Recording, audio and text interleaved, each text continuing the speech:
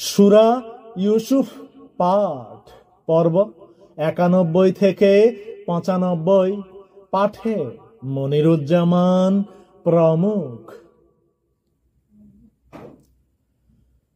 তারা বলল, আল্লাহর কসম, আমাদের চাইতে আল্লাহ তোমাকে পছন্দ করেছেন এবং আমরা অবশ্যই অপরাধী ছিলাম। বললেন, আজ তোমাদের বিরুদ্ধে কোনো অভিযোগ নেই, আল্লাহ তোমাদেরকে ক্ষমা করুন, তিনি সব মেহেরবানদের চাইতে অধিক মেহেরবান।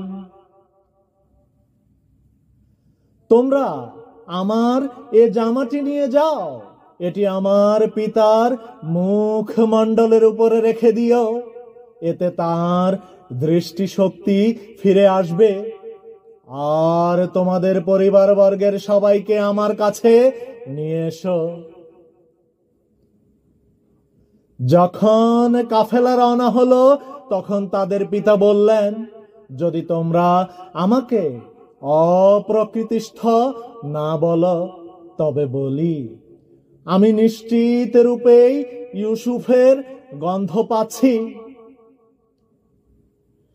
লোকেরা বলল, আল্লাহর কসম, আপনি তো সেই পুরানো ভ্রান্তিতেই পড়ে আছেন।